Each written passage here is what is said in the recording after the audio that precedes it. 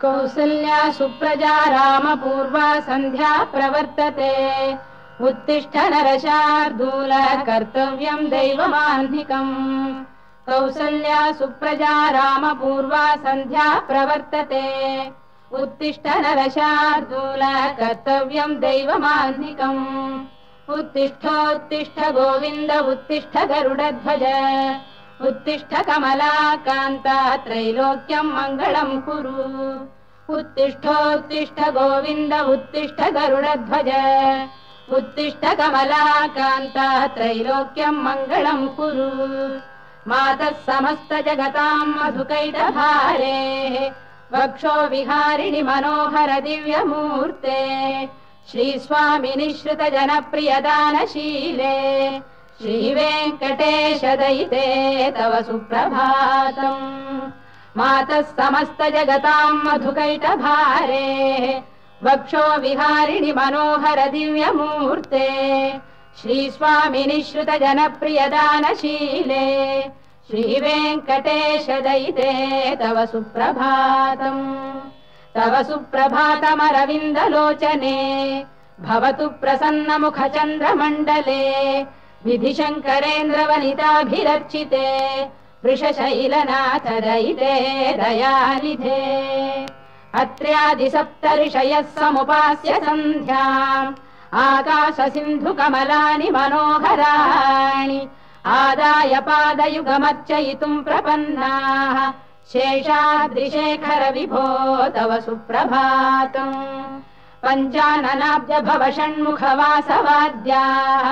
त्रैविक्रमादिचरितम् विबुधास्तुवन्ति भाषापतिः पठति वासरशुद्धिमारात्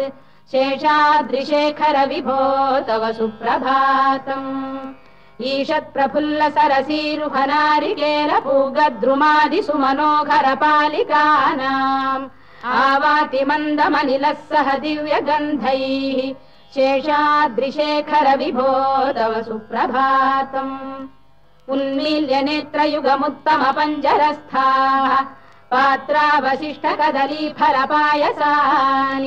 भुक्त्वा सलीलमथकेलिशुकाः पठन्ति शेषाद्रिशेखर विभो तव सुप्रभातम् तन्त्री प्रकर्ष मधुरस्वनया विपञ्च गायत्यनन्दचरितम् तव नारदोऽपि भाषा समग्रमसहृत्करचार रम्यम् शेषाद्रिशेखर विभो तव सुप्रभातम् भृङ्गावळी च मकरन्दरसानुविद्ध झङ्कारगीतनिनदैः सह सेवनाय वीर्यात्युपान्त सरसी कमलोदरेभ्यः शेषाद्रिशेखर विभो तव सुप्रभातम् योषा गणेन वरदध्नि विमथ्यमाने घोषालयेषु दधिमन्थन तीव्र घोषाः रोषात् कलिम् विदधते ककुभश्च कुम्भाः शेषाद्रिशेखर विभो तव सुप्रभातम् पद्मेश मित्र शतपत्र गतालिवर्गाः हर्तुम् श्रियम् कुवलयस्य निजाङ्गलक्ष्म्या भेरी निनादमिव बिभ्रति तीव्रनादम् शेषाद्रिशेखर विभो तव सुप्रभातम् श्रीमन्नभीष्टवरदाखिल लोकबन्धो श्री श्रीनिवास जगदेकदयैक सिन्धो श्रीदेवतागृह भुजान्तर दिव्यमूर्ते श्रीवेङ्कटाचलपते तव सुप्रभातम् श्रीमन्नभीष्टवरदाखिल लोकबन्धो श्री श्रीनिवास जगदेकदयैक सिन्धो श्रीदेवतागृह भुजान्तर दिव्यमूर्ते श्रीवेङ्कटाचलपते तव सुप्रभातम् श्रीस्वामि पुष्करिणिकाप्लव निर्मलाङ्गाः श्रेयोर्धिनो हर विरिञ्च सनन्दनाद्याः द्वारे वसन्ति वरवेत्र हतोत्तमाङ्गाः श्रीवेङ्कटाचलपते तव सुप्रभातम् श्रीशेषशैल गरुडाचल वेङ्कटाद्रिनारायणाद्रिवृषभाद्रिविषाद्रिमुख्याम् आख्याम् त्वदीय वसतेरनिशम् वदन्ति श्रीवेङ्कटाचलपते तव सुप्रभातम् सेवा परा शिव सुरेश कृशानुधर्म रक्षोऽम्बुनाथ पवमान धनाधिनाथाः बद्धाञ्जलि प्रविलसन्निज शीर्षदेशाः श्रीवेङ्कटाचलपते तव सुप्रभातम् घाटीषु देवि खगराज मृगाधिराज नागाधिराज गजराज हयाधिराजाः स्वस्वाधिकारमहिमाधिकमर्थयन्ते श्रीवेङ्कटाचलपते तव सुप्रभातम् सूर्येन्दुभौम बुधवाक्परिकाव्यसौरिस्वर्भानुकेतुदिविषत्परिषत्प्रधानाः त्वद्दासदासचरमावधिदासदासाः श्रीवेङ्कटाचलपते तव सुप्रभातम् त्वत्पादधूलिभरितस्फुरितोत्तमाङ्गाः स्वर्गापवर्गनिरपेक्ष निजान्तरङ्गाः कल्पागमाकलनयाकुलतां लभन्ते श्रीवेङ्कटाचलपते तव सुप्रभातम् त्वद्गोपुराग्रशिखराणि निरीक्षमाणाः स्वर्गापवर्गपदवीम् परमां श्रयन्तः मर्त्या मनुष्य भुवने मतिमाश्रयन्ते श्रीवेङ्कटाचलपते तव सुप्रभातम् श्रीभूमिनायक दयादिगुणामृताब्धे देवादिदेव जगदेक शरण्यमूर्ते श्रीमन्ननन्त गरुडाधिभिरर्चिताङ्घ्रे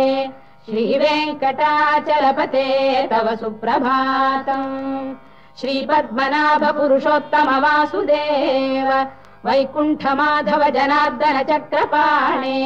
श्रीवत्स चिह्न शरणागत पारिजात श्रीवेङ्कटाचलपते तव सुप्रभातम् कन्दर्पदर्पहर सुन्दर दिव्यमूर्ते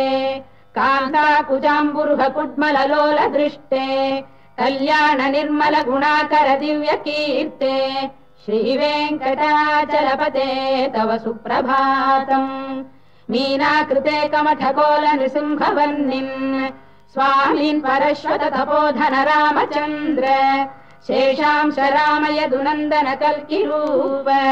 श्रीवेङ्कटाचलपते तव सुप्रभातम् एलालवङ्ग घनसार सुगन्धितीर्थम् दिव्यम् वियस्सरिति हेम घटेषु पूर्णम् धृत्वाद्य वैदिक शिखामणयः प्रहृष्टाः तिष्ठन्ति वेङ्कटपते तव सुप्रभातम् भास्वानुदेति विगचानि सरोरुहाणि सम्पूरयन्ति निनदैः कगुभो विहङ्गाः श्रीवैष्णवाः सततमर्थितमङ्गलास्ते धामाश्रयन्ति तव वेङ्कट सुप्रभातम् ब्रह्मादयः सुरवराः समहर्षयस्ते सन्तः सनन्दन मुखास्तव योगिवर्याः धामान्तिके तव हि मङ्गलवस्तु हस्ताः श्रीवेङ्कटाचलपते तव सुप्रभातम् लक्ष्मीनिवास निरवद्य गुणैक सिन्धो संसार सागर समुत्तरणैक सेतो वेदान्त वेद्य निज वैभव भक्त भोग्य श्रीवेङ्कटाचलपते तव सुप्रभातम् लक्ष्मीनिवास निरवद्य गुणैक सिन्धो संसार सागर समुत्तरणैक सेतो वेदान्त वेद्य निज वैभव भक्त भोग्य श्रीवेङ्कटाचलपते तव सुप्रभातम् इत्थम् वृषाचलपतेरिह सुप्रभातम् ये मानवाः प्रतिदिनम् पठितुम् प्रवृत्ताः तेषाम् प्रभात समये स्मृतिरङ्गभाजाम् प्रज्ञाम् परार्थ सुलभाम् परमाम् प्रसूते इत्थम् वृषाचलपतेरिह सुप्रभातम् ये मानवाः प्रतिदिनम् पठितुम् प्रवृत्ताः तेषाम् प्रभात समये स्मृतिरङ्गभाजाम् प्रज्ञाम् परार्थ सुलभाम् परमाम् प्रसूते कमलाकुच चूचुक कुङ्कुमतो नियतारुणितातुल नीलतनो कमलायतलोचन लोकपते विजयी भव वेङ्कटशैलपते कमलाकुच चूचुक कुङ्कुमतो नियतारुणितातुल नीलतनो कमलायतलोचन लोकपते विजयी भव वेङ्कटशैलपते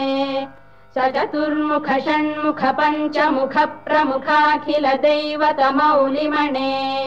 शरणागत वत्सल सारनिधे परिपालय मां वृषशैलपते अतिवेलतया तव दुर्विषहैरनुवेलकृतैरपराधशतैः भरितं त्वरितं वृषशैलपते परया कृपया परिपाहि हरे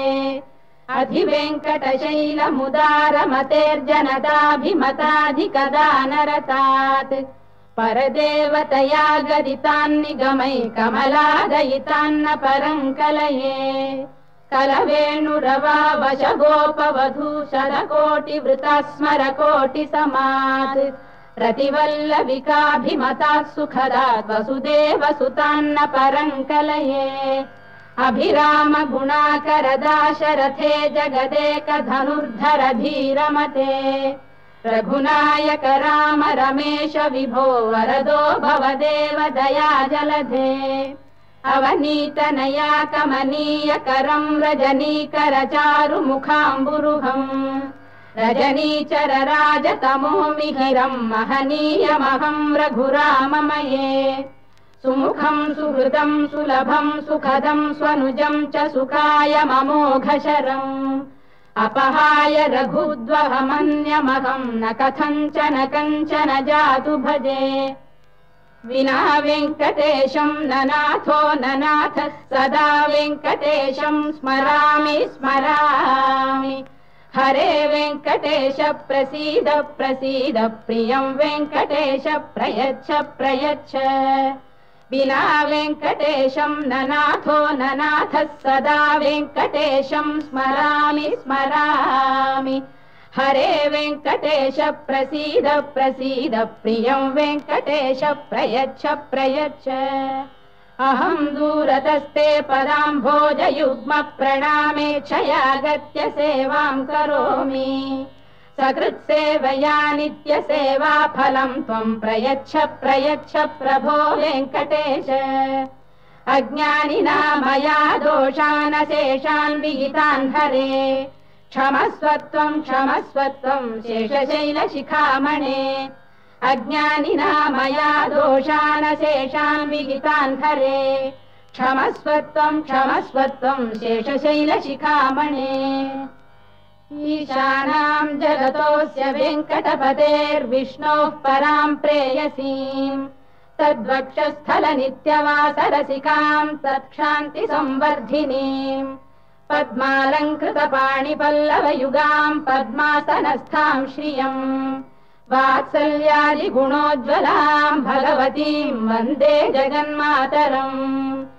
ईशानां जगतोऽस्य वेङ्कटपतेर्विष्णोः परां प्रेयसीम् तद्वक्षस्थलनित्यवासरसिकां तत्क्षान्तिसंवर्धिनीम् पद्मालङ्कृतपाणिपल्लवयुगां पद्मासनस्थां श्रियम् वात्सल्यादिगुणोज्ज्वलां भगवतीं वन्दे जगन्मातरम् श्रीमन्कृपाजलनिधे कृत सर्वलोक सर्वज्ञ शक्तनतवत्सल सर्वशेषिन् स्वामिन् सुशील सुलभाश्रित पारिजात श्रीवेङ्कटेश चरणौ शरणं प्रपद्ये श्रीमन्कृपाजलनिधे कृत सर्वलोक सर्वज्ञ शक्तनतवत्सल सर्वशेषिन् स्वामिन् सुशील सुलभाश्रित पारिजात श्रीवेङ्कटेश चरणौ शरणं प्रपद्ये आनूपुरार्पित सुजात सुगन्धि पुष्प सौरभ्य सौरभकरौ समशन्निवेशौ सौम्यौ सदानुभवनेऽपि नवानुभाव्यौ श्रीवेङ्कटेश चरणौ शरणं प्रपद्ये सद्यो विकासि समुदित्वर सान्द्र राग सौरभ्य निर्भर सरोरुह साम्यवार्ताम् सम्यक् साहसपदेषु विलेखयन्तौ श्रीवेङ्कटेश चरणौ शरणं प्रपद्ये रेखामयध्वज सुधाकलशातपद्रवज्राम्बुशाम्बुरुह कल्पक शङ्ख चक्रैः भव्यैरलङ्कृततलौ परतत्त्वचिह्नैः श्रीवेङ्कटेश चरणौ शरणं प्रपद्ये ताम्रोदरद्युतिपराजित पद्मरागौ बाह्यैर्महोभिरभिभूत महेन्द्रनीलौ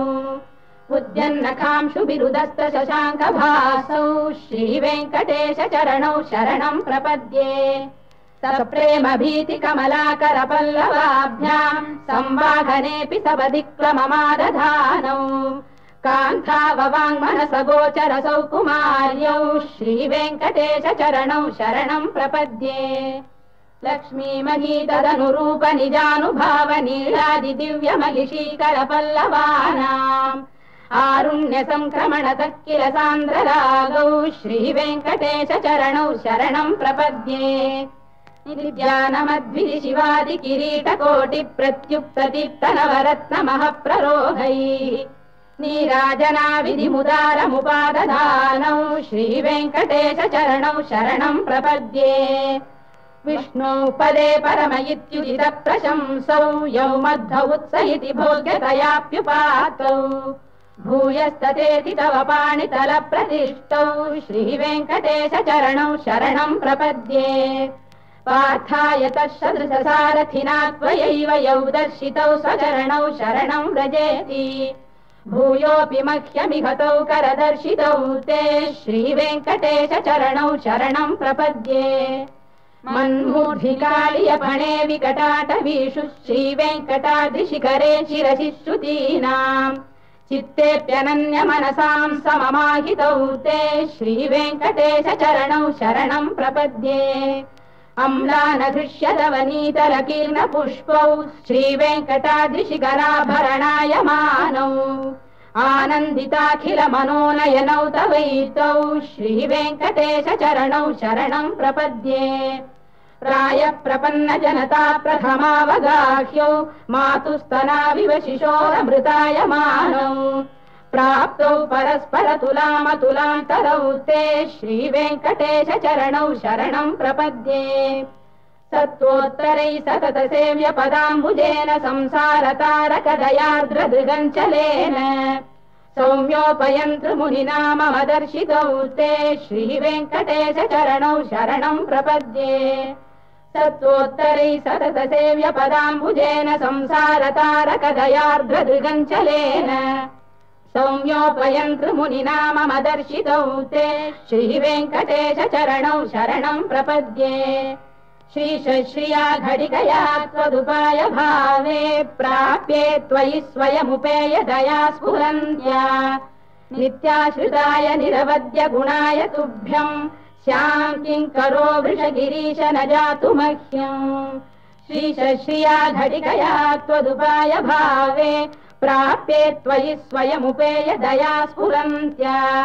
नित्याश्रिताय निरवद्य गुणाय तुभ्यम् स्यां किङ्करो वृषगिरीश न जातु मह्यम् श्रियकान्ताय कल्याणनिधये निधयेऽर्थिनाम् श्रीवेङ्कटनिवासाय श्रीनिवासाय मङ्गलम्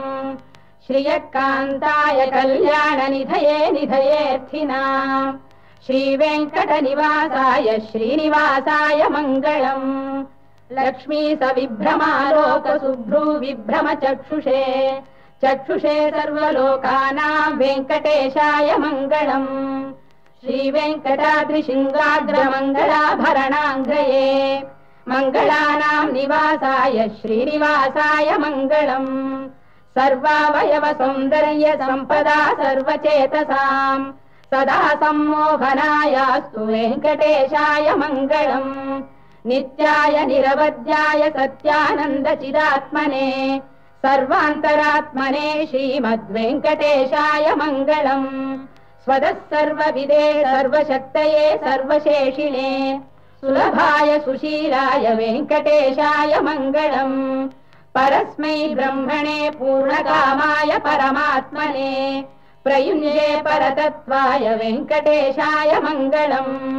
आकालतत्त्वमश्रान्तमात्मनामनुपश्यताम् अतृप्त्यमृतरूपाय वेङ्कटेशाय मङ्गलम् प्रायः स्वचरणौ पुंसां शरण्यत्वेन पाणिना कृपयाधिशते श्रीमद्वेङ्कटेशाय मङ्गलम् दयामृततरङ्गिण्यास्तरङ्गैरिव शीतलैः